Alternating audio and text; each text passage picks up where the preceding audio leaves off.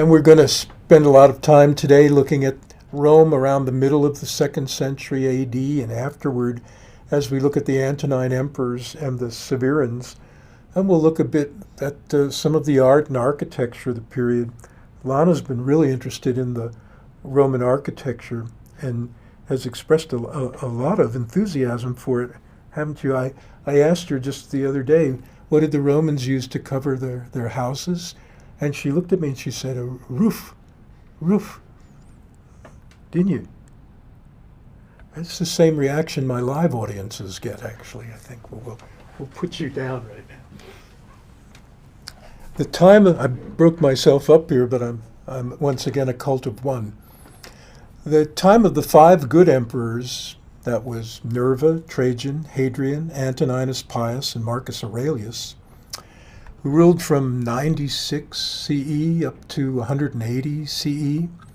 This was arguably a new golden age for the citizens of Rome, during which time the empire reached its greatest level of expansion.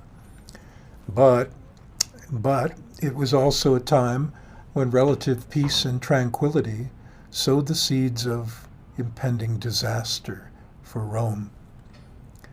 The Emperor Hadrian was a capable administrator who was never immensely popular with the Roman people, but he managed to plan for his succession effectively. The new emperor was one who is often ignored by history, for his life was free of scandal. He loved his wife. His architectural programs and his imperial sculpture, they were numerous, but not especially innovative. And he extended the frontiers of Rome as far to the northwest as they would ever go, even moving further north than Hadrian's Wall, deep into England and Scotland, and pushing into what would later be Iraq and Iran in the east. Antoninus Pius's family was itself international, coming from southern Gaul, and the Augustan settlement of Nemausus, what is known today as Nîmes. Antoninus Pius was the first of what we call the Antonine emperors or rulers, which included himself, Marcus Aurelius, and the much hated and dreaded Commodus, who was the last of that ruling gens. The sculpture of Antoninus Pius's reign begins to show a stiffening up of plastic form, as if more stylized, simpler art was kind of forcing its way through. The face of an individual of this time was becoming less a realistic portrait and more of a bilaterally symmetrical mask. The eyelids were getting heavier, the eye itself opening wider, with the pupils more deeply drilled. That highly polished, sugary, sweet look of the Hadrianic sculpture that we saw continued in a more muted form. Now, this tendency toward dematerialization of form and the contrasting of smooth facial surfaces with restless beards and hair, that would continue in the male portraits as the century progressed. By the mid-2nd century CE, the empire had reached its most vast extent. While this was certainly a feather in Antoninus Pius's cap, it nonetheless created some big problems. With only a primitive communication system, how could this network be tied together and linked? How could ambitious troop leaders be kept from revolting and declaring themselves to be emperor? How could barbarian tribes beyond the limits of the Roman frontier be pacified? Nonetheless, the Romans had developed a fearsome reputation and seemed invincible. Going up against the Roman army meant a long and bloody siege for any provincial community. And yet, an enormous jolt struck Rome when, during what seemed to be an unavoidable Roman imperialist excursion into Armenia, an entire Roman legion, the 22nd Diotariana, was annihilated at Elegia in 161 by the Parthians. The Armenian and Parthian campaign was given more emphasis by the new co-emperors, Marcus Aurelius and Lucius Verus, after this disaster, with Lucius taking charge of the legion. But the war proved enormously costly, and it created an age of constant warfare, of suffering at home and in the field because of depreciation of money, economic hardships, and the growing fear that barbarians, not just in the East, were at the gate. For example, in order to bolster the troops in Syria, Media, Cappadocia, and Armenia, and to eke out costly victories and finally a triumph by 166 CE, some of the legionary soldiers on the Danubian frontier to the north had to be brought in, which weakened the Danube area. To make everything even worse, Lucius Verus's soldiers brought back diseases of some sort that are usually described vaguely in texts as, quote, the plague. And these decimated the troops and took Verus's own life. The wave of barbarians that came through the depleted northern frontier were the precursors of the later invaders who followed the same path. Two Danube tribes called the Marcomanni and the Quadi overran outposts once manned by the soldiers of Trajan, and suddenly marched down into Italy itself in a bold surprise attack. Marcus Aurelius, who was now emperor after 160, was hard up for money and soldiers, and barely escaped with a victory. It was a time of seemingly constant warfare, and a time when people were losing their faith in traditional religions. It seemed there must be a better world waiting.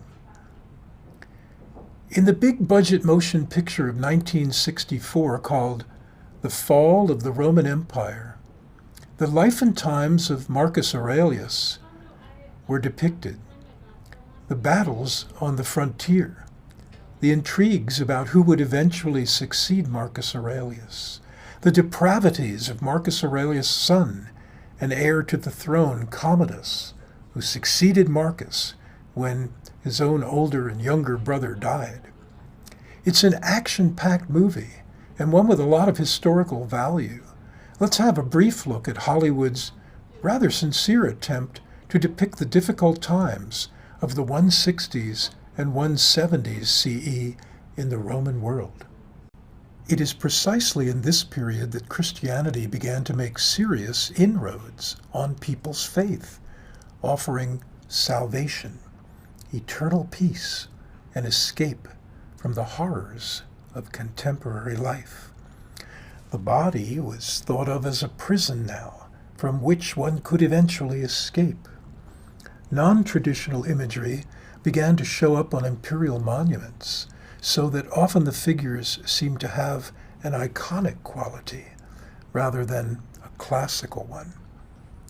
Emulating the Column of Trajan, Rome's Column of Marcus Aurelius in the Piazza Colonna emphasizes less the gloria exercitus, the glory of the Roman troops, and much more shows the idea that war is hell. Quadi captives await execution with a look of sheer horror on their faces. Disembodied heads roll around the ground. The artistic forms are simplified here, featuring tiered figures, stylized bodies, overlarge heads and hands, simplified drapery modeling. Marcus Aurelius was the last of the 5 good emperors, a good man on the throne of Rome, but one caught up in a collapsing world that would soon force the decentralization of Rome. Marcus Aurelius died, leaving no rational heir in his family. The violent and the debauched Commodus ruled for 12 years, during which time the empire sagged with incompetence and mismanagement. It is this period of time that is highlighted in the popular movie Gladiator, directed by Ridley Scott and starring Russell Crowe as Maximus. Joaquin Phoenix portrays the dissipated, corrupt Commodus in the year 180, when Marcus Aurelius, played by Richard Harris, is nearing death, worn out from whole decades of war, both in the East and in Germania, and worrying about leaving the empire to his only surviving son. His only surviving son, Commodus. In the movie, he wants to leave the empire to the people and the troops' choice, Maximus. But Maximus only wants to return to his wife, his son, and his farmland in Italy. When Commodus murders Marcus Aurelius, or so the film alleges, Maximus is driven to resist. Russell Crowe portrays then a kind of fictional famous military hero, a one-man wrecking crew who fights against the Marcomanni and the Quadi and others. But even though he doesn't want to be the head of Rome, he is perceived as a threat to the future rulers in the Gladiator movie, and also he disrespects them. And so his own family is murdered, and he becomes a slave. Well, there are a lot of problems with this famous film, at least for me. The buildings of the city are all left white. They aren't painted as they should be. The Colosseum is there, and it has its awning, but no ropes on the outside support the awning. So how does it stay up? There are gladiator fights in the Colosseum, but absolutely no pageantry or set design, as the Colosseum would have had. It would have had a big show. The Roman Forum is shown, but the buildings are incoherent. They don't make any sense when you see them in relative close-up. In one scene, the camera does give an aerial view. It pans over the Roman Forum, and all of the buildings that really were there are present, but they are all white. And also included among them is the Basilica of the Emperor Constantine, which wasn't built yet for over 100 years, but there it is in the movie Gladiator.